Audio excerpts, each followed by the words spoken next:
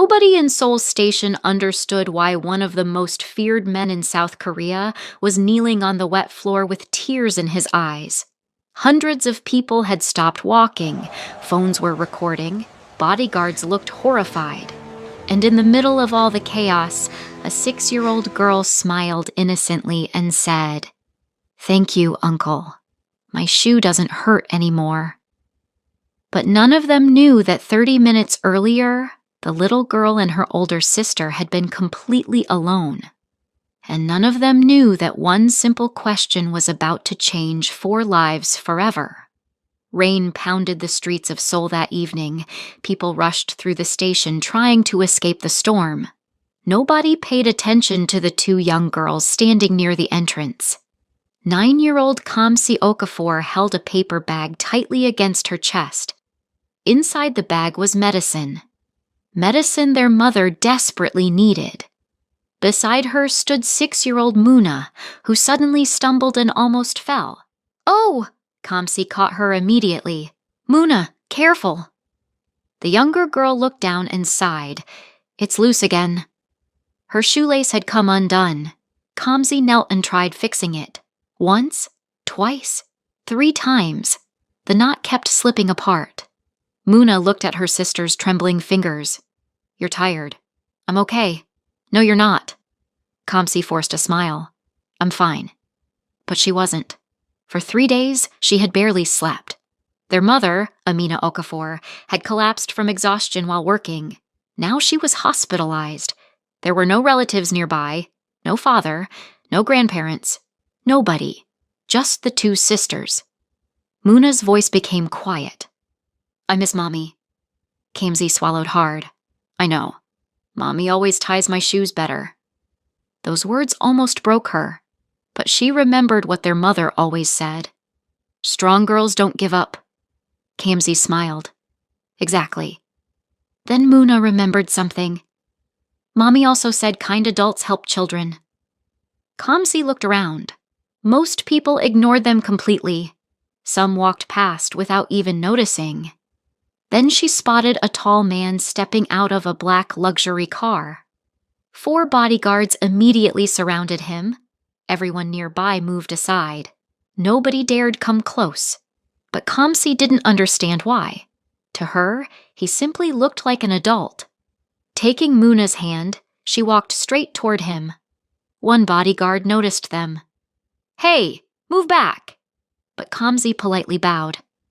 "Excuse me, sir." The man slowly turned. His face carried no emotion. His eyes were cold. Kang Min-jae, the silent dragon, the mysterious businessman whose name carried rumors throughout Seoul. Nobody interrupted Kang Min-jae. Nobody approached him. But Kamsi looked directly at him. "My sister's shoelace keeps opening." She pointed toward Muna. "Could you please help us?" Silence. Even the rain seemed quieter. One bodyguard blinked in disbelief. Another looked ready to faint. Had these children completely lost their minds? Then Muna smiled. "My sister tried many times. She's tired. Can you help me, mister?" And suddenly, Kang Min-jae stopped hearing the world around him, because 25 years disappeared in an instant. He saw another little girl, his little sister, Soo-yeon. "Appa, tie my shoes." The exact same words, the exact same innocent eyes. Pain exploded inside his chest. For years, he had buried those memories. For years, he had convinced himself he no longer cared. But memories never truly die. Without saying a word, Kang Min-jae removed his coat. One bodyguard hurried to take it. Then, to everyone's shock, he knelt on the wet floor. Gasps spread throughout the station. People stared in disbelief. The silent dragon was kneeling before a child. Min-jae carefully cleaned the dirty shoelace with his handkerchief. Then he tied a perfect double knot, exactly the way he used to do for Soo-yeon. When he finished, Muna stomped her feet happily. "It works!" Then, before anyone could react, she hugged him. Every bodyguard froze. Nobody touched Kang Min-jae. Nobody. Yet this little girl wrapped her tiny arms around him without fear. "Thank you." For the first time in years, he forgot how to breathe. Nobody had hugged him in a very long time. Not friends, not family, not anyone. Slowly, something impossible appeared on his face. A smile. His bodyguards looked at each other in complete shock. They had worked with him for years. They had seen anger. They had seen cruelty. They had seen power. But they had never seen him smile. Ever. Muna giggled. "Kamsi, I told you he looked nice." Kamsi bowed repeatedly. "Thank you, sir." Min-jae finally spoke. "Where are your parents?" Muna answered immediately. "Mommy is sleeping in the hospital." His eyes narrowed. "And your father?" Kamsi lowered her head. "We don't know where he is." He understood that silence. He had lived that silence. "How long has your mother been hospitalized?" 3 days. "And you've been alone?" Kamsi nodded. "We go to school. We visit Mommy. We buy food. We do homework." Muna proudly added, "My sister makes noodles." Something painful twisted inside Min-jae. 25 years earlier, he had done exactly the same things, trying desperately to protect his little sister, trying desperately to save his family, and failing. One advisor stepped closer. "Boss, we're late." Min-jae ignored him. "What is your mother's name?" "Amina Okafor." "And which hospital?" Kamsi answered quietly. Min-jae stood immediately. "Take me to her." Both girls blinked. "Really?" Kamsi asked. Muna smiled brightly. "See? Mommy says God sends helpers." As they entered the vehicle, one advisor whispered nervously, "Boss, this isn't our problem." Min-jae stared silently through the rain-covered window. Then he answered with a voice so quiet it sent chills through the car. "People said the same thing when my family needed help." Nobody dared speak again. But unknown to everyone inside that vehicle, another pair of eyes had witnessed everything. And somewhere in Seoul, a dangerous man replayed the video over and over again. Then he smiled. Because after years of searching, Han Do-sik believed he had finally discovered Kang Min-jae's greatest weakness. A family. The ride to the hospital was strangely peaceful. Muna sat beside Kang Min-jae as though she had known him forever. Meanwhile, his bodyguards looked as uncomfortable as men attending their first kindergarten class. Muna studied him carefully. "Uncle Mister." One of the bodyguards almost coughed. Min-jae looked down. "Uncle Mister?" She nodded seriously. "I don't know if you're uncle yet because I don't know your name." For the first time in years, one corner of Min-jae's mouth lifted. "My name is Min-jae." Muna gasped dramatically. "That's easier than my math homework."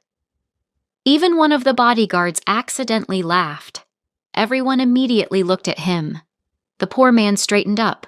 "Sorry, boss." But Min-jae simply looked out the window. He didn't scold him. He didn't say anything, which somehow frightened the bodyguard even more. Muna leaned closer. "Can I call you Uncle Min-jae?" The entire car became silent. Nobody asked Kang Min-jae personal questions. Nobody. Yet after a few seconds, he quietly replied, "If you want." Muna clapped happily. "Yay, now I have an uncle." Kamsi smiled for the first time that day. The smile was small, but Min-jae noticed it. And somehow, seeing that smile gave him a strange sense of relief. When they arrived at the hospital, Kamsi rushed toward room 608. As soon as they entered, Amina Okafor sat upright in panic. "Kamsi? Muna? Where have you been?" Then she saw the men in black suits. And finally, she saw Kang Min-jae. Her face immediately turned pale. Every immigrant in Seoul knew his name. Rumors surrounded him. Some called him dangerous. Some called him untouchable. Amina instinctively pulled her daughters close. Min-jae noticed the fear immediately. He turned toward his men. "Outside." Within seconds, the room became quiet. Only Amina, the two girls, and Minjae remained. "What do you want?" she asked nervously. To her surprise, Kang Minjae bowed slightly. "Your daughters asked me to tie a shoelace." Amina blinked. "What?" Kamsi quickly explained everything. By the time she finished, tears had already formed in Amina's eyes. "I'm sorry," she whispered. "I didn't mean for them to trouble anyone." "They're not trouble." His answer came immediately, almost too quickly. Even he seemed surprised by it. Amina lowered her head. "I had no choice. I tried calling people. No one answered. I couldn't leave the hospital. I didn't know what else to do." Muna climbed onto the bed beside her mother. "But Mommy, Uncle Minjae fixed my shoe." Amina looked confused. "Uncle?" Muna nodded proudly. "He said yes." For some reason, Minjae didn't correct her. That night, after they left, Amina cried quietly. Not because she was afraid, but because kindness had come from the place she least expected. The next morning, she woke up to complete confusion. Doctors she had never seen before entered her room. Specialists reviewed her files. Additional tests were scheduled. Her medications changed. Then the nurse smiled. "Good news. Your bills have been settled." Amina almost dropped her cup. "What?" "Everything has been paid. There must be some mistake." "No mistake. Someone requested anonymity." Amina already knew. At the same time, inside his headquarters, Kang Min-jae sat behind his desk. One advisor finally spoke. "Boss." "What?" "The men are worried."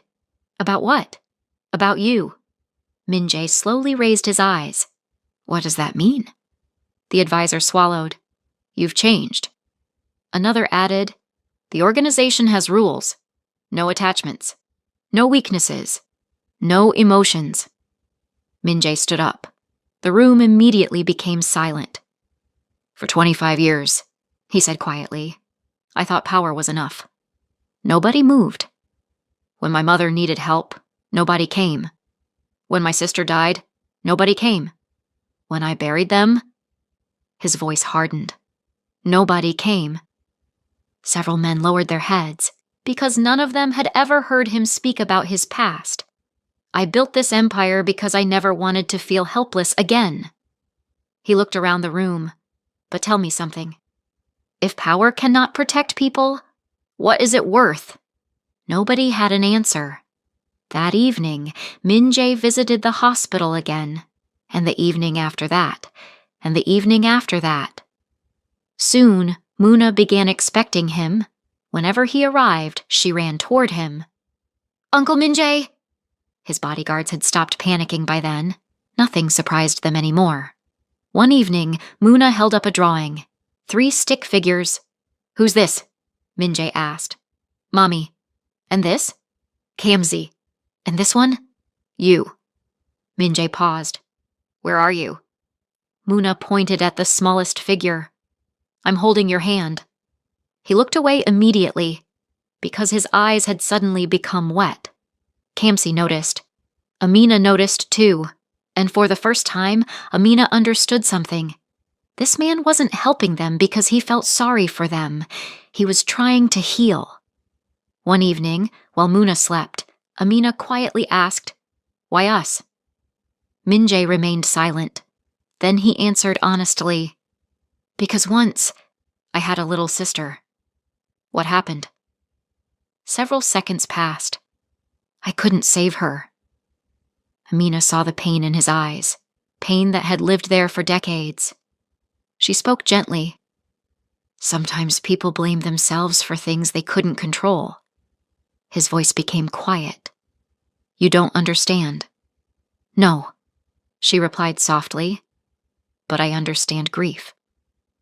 Before either of them could continue, Muna suddenly sat upright in bed. Half asleep, she stretched her arms toward Min-jae. "Uncle." Without thinking, he moved closer. The little girl hugged him and immediately fell asleep again. Amina smiled. And for the first time in many years, Kang Min-jae smiled back. Neither of them noticed the man standing outside the door, a hospital cleaner, or at least that's what he appeared to be. Hidden inside his pocket was a phone, and inside that phone were photographs, the hugs, the smiles, the affection. Minutes later, those photographs reached Han Do-sik. He studied them carefully. Then he laughed. So the rumors are true. One of his men looked confused. Boss, are we certain? Han Do-sik placed the photographs on the table. Look at his face. Have you ever seen Kang Min-jae smile? No. Exactly. His smile slowly disappeared. Find out everything about those girls. Because if they matter to the silent dragon. He leaned back in his chair. Then they belong to me. And for the first time in many years, Han Do-sik prepared to start a war. Within 2 weeks, something impossible happened. People around Kang Min-jae began noticing changes. Not small changes, real changes. He started leaving work earlier. He canceled unnecessary meetings. He stopped yelling at his subordinates. Once, one of his men made a mistake that would normally have earned him a week of punishment. Instead, Min-jae simply sighed. Fix it and don't repeat it. The poor man almost cried. Rumors quickly spread through the organization. Some believed their boss was sick. Others thought he had secretly fallen in love. Nobody guessed the truth. The truth was 6 years old and talked too much. One evening, Muna climbed into the back seat of his car and asked, Uncle Min-jae? Yes? Were dinosaurs rich? One bodyguard burst out laughing. Another slapped him immediately. Behave yourself. Muna frowned. It's a serious question. Min-jae looked completely serious. I don't know. Muna nodded thoughtfully. I think they were poor. Why? Because if they had money, they would have built houses. Even Min-jae laughed. Not a small smile, an actual laugh. The bodyguards nearly drove into another lane. Kamsi covered her face in embarrassment. Muna! What? I'm helping science. Amina couldn't stop laughing. For the first time in years, the apartment was full of joy. One evening, Kamsi approached Min-jae while Muna slept on the couch. Uncle Min-jae? He looked up from the book he wasn't actually reading. Yes? Thank you. For what? For helping Mommy. For helping Muna. For helping me. Min-jae remained silent. Then Kamsi asked something that caught him off guard. Were you lonely? He slowly lowered the book. Why do you ask? Because sometimes when Muna hugs you... She hesitated. You look like you're about to cry. Those words hit him harder than any enemy ever had. Children noticed things adults ignored. He finally answered, Yes, I was lonely. Kamsi smiled softly. You're not anymore. Before he could reply, Muna suddenly sat upright. Still half asleep, she pointed toward Min-jae. No stealing my uncle. Everyone burst out laughing. Even Min-jae. Amina watched quietly. Every day she understood him a little more, and every day she became more grateful. But somewhere else in Seoul, gratitude did not exist. Only hatred. Han Do-sik stared at photographs spread across his desk. The apartment, the school, the hospital, the family. One subordinate finally spoke. Boss. Yes? We investigated everything. And the girls aren't related to him. Han Do-sik frowned. What? The mother is Nigerian. The girls have no connection to Kang Min-jae. Then explain the photographs. The man hesitated. We don't understand. Han Do-sik slammed his fist onto the table. People don't risk everything for strangers. Another man quietly replied, Maybe he cares. Han Do-sik laughed coldly. Cares? Men like Kang Min-jae don't care. Everyone has selfish reasons. He stared again at the photographs. No, those girls are important. and important things can be used. 3 days later, Amina recovered enough to return home permanently. Muna practically danced through the apartment. Home! She hugged her pillow. She hugged her doll. Then she hugged Minjai. You have to visit every day. He raised an eyebrow. Every day. Yes. That's impossible. Muna crossed her arms. Then every 2 days. He smiled. We'll negotiate. That evening, after the girls went to bed, Amina sat beside him. You know, he looked up. Muna really loves you. Minjay remained quiet. So does Kamzi. And maybe, she smiled. So do I. He looked surprised. Not romantic love. Not that. But trust. Respect. Family. Amina continued. When I first saw you in that hospital room, I was terrified. I know. I thought you had come to hurt us. And now? She smiled. Now I think God answered my daughter's prayers. For several seconds, Minjay couldn't speak, because nobody had ever called him an answer to a prayer. His entire life, people had called him many things. Dangerous, cruel, heartless. But never that. The next afternoon, Kamsi stayed late at school for a project. Amina went downstairs to collect groceries. Muna remained inside the apartment. She was coloring pictures. Someone knocked. Delivery. Muna remembered what her mother had taught her. Who is it? Package for Amina Okafor. I'm not supposed to open the door. Your mommy asked me to bring medicine. Muna hesitated. Medicine? Mommy's medicine? Slowly, she unlocked the door. The moment it opened, a gloved hand covered her mouth. Everything happened in seconds. The apartment door closed. By the time Amina returned upstairs, the groceries slipped from her hands. Muna? Silence. Muna? The living room was empty. Her coloring book lay on the floor. So did her favorite doll. Amina's scream echoed through the building. At school, Kamsi smiled when she saw a familiar black car outside. Uncle Minjay! But the moment she saw his face, her smile vanished. Something was wrong. Very wrong. He knelt before her. Kamsi, where's Mommy? She's safe. And Muna? Silence. The little girl's face turned pale. No. Her voice trembled. No. Uncle Minjay. Tears filled her eyes. Where's my sister? For 25 years, Kong Minjay had feared only one thing. Failure. And suddenly it was happening again. He held Kamsi's shoulders gently. Listen to me. We're bringing her home. I promise. Back at headquarters, absolute chaos erupted. Phones rang nonstop. Cars moved. Orders flew across the room. One advisor stared in disbelief. Boss? We're activating everyone? Everyone. Even our overseas contacts? Everyone. What about tonight's meeting with investors? Cancel it. The ports? Shut them down. The casinos? Close them. The room fell silent, because never in history had Kong Minjay stopped his empire. Not for money, not for politics, not for enemies. But now, an entire underworld was moving for one little girl. Inside an abandoned warehouse near Incheon, Muna slowly opened her eyes. She looked around in confusion. Then fear entered her face. Mommy.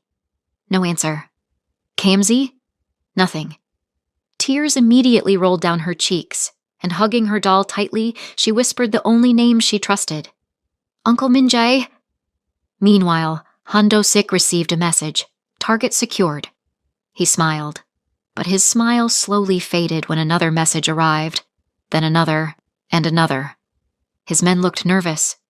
Boss. Hondo Sik frowned. What? The silent dragon has shut down the city. For the first time in years, Hondo Sik stopped smiling. Hondo Sik read the messages again, then again, and again. The color slowly drained from his face. Impossible. One of his men swallowed nervously. Boss. Every port connected to the underworld has stopped operating. Another added, our partners aren't answering calls. A third man looked terrified. 3 of our warehouses have already been raided. Han Do-sik slammed his hand against the table. Over one little girl? Nobody answered, because they were asking themselves the same question. Meanwhile, inside his headquarters, Kang Min-jae stood before a photograph. It was old, worn, and slightly faded. His younger sister Soo-yeon smiled back at him. One of his oldest advisors approached carefully. In 15 years, he had never seen his boss look so broken. "Boss." Min-jae didn't turn around. "We found the vehicle." His eyes lifted immediately. "Location? An abandoned warehouse near Incheon." Silence. Then Min-jae quietly picked up his coat. "Prepare the cars." The advisor hesitated. "Should we inform the police?" Min-jae looked at him. His voice was calm. Too calm. 25 years ago, I waited for people to save my family." His eyes moved toward the photograph. No one came. He put on his coat. "This time, I'm coming myself." Before leaving, he stopped. Then he said something nobody expected. "If anything happens to that child," his voice broke, "I don't think I'll survive it." Silence filled the room because everyone finally understood. Muna wasn't his weakness. She was his second chance. Inside the warehouse, Muna sat hugging her doll. Her eyes were swollen from crying. One kidnapper sighed. "Poor kid." Another shook his head. "Don't start feeling guilty now." Muna suddenly spoke. "My Uncle Min-jae will come." The men exchanged glances. "You're very confident." She nodded. "He always keeps promises." The words strangely unsettled them. Then, a loud noise echoed outside. The kidnappers jumped. Another sound, then another. Panic spread immediately. "We've been found!" Inside his vehicle, Kang Min-jae heard it. And then he heard something else. A small voice. "Uncle Min-jae!" His entire body froze. For one terrible second, he heard another voice. Soo-yeon, his little sister. The sister he couldn't save. Then Muna screamed again. "Uncle Min-jae!" He ran. Not walked. Ran. His men stared in shock. In 15 years, they had never seen Kang Min-jae run. The warehouse doors burst open. Muna saw him and immediately threw herself into his arms. He caught her so tightly that tears began rolling down his face. "They said you wouldn't come," she cried. His voice trembled. "I promised." "You kept your promise." Those 4 words shattered something inside him. For 25 years, he had lived with guilt. For 25 years, he believed he had failed the people he loved. But this little girl trusted him completely. Behind them, Han Do-sik slowly appeared. "So it's true." His voice carried bitterness.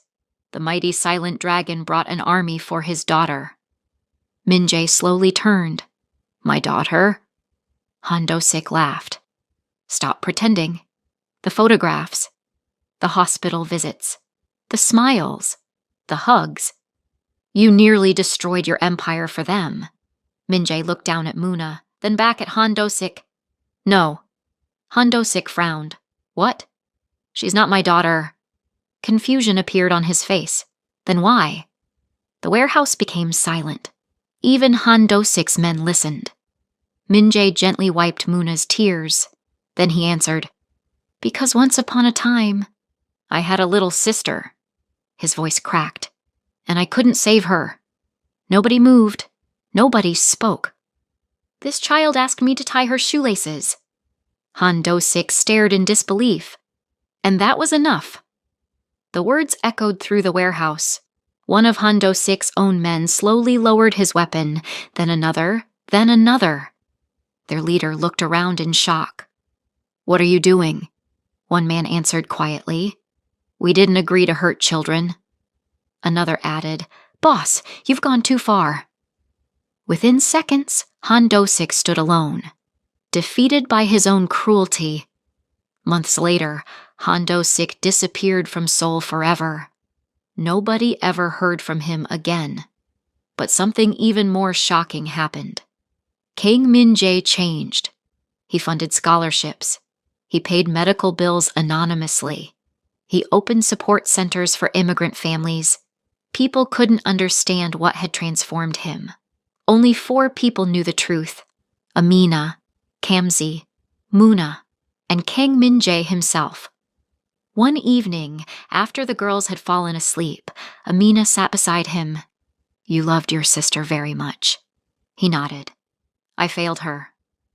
Amina smiled gently. "No." He looked at her. "You gave another little girl the ending your sister never received."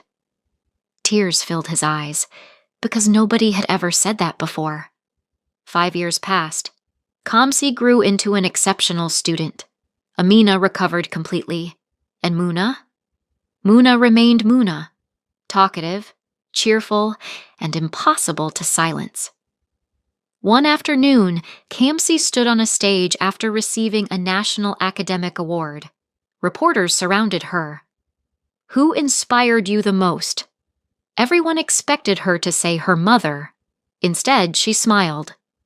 "My mother taught me strength, but someone else taught me kindness." The audience became curious.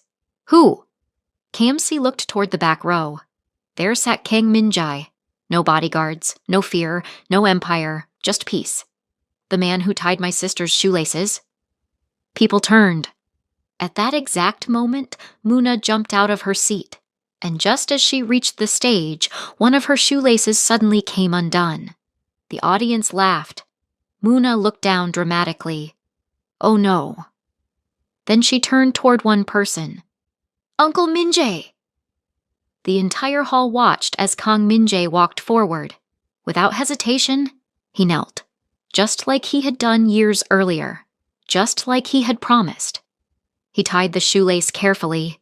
When he finished, Muna smiled. "I told everyone you always keep your promises." Kang Min-jae looked up. A smile appeared on his face. Then he quietly replied, "Some promises are forever." And for the first time since losing his own family, Kang Min-jae finally understood something. Love doesn't always arrive through blood. Sometimes it arrives through a simple request. "Could you help us tie our shoelaces?" And sometimes that is enough to heal a broken heart. If this story touched your heart, don't forget to like the video, subscribe to the channel, and share it with someone who still believes kindness can change lives. Because somewhere in this world, someone may be waiting for their second chance.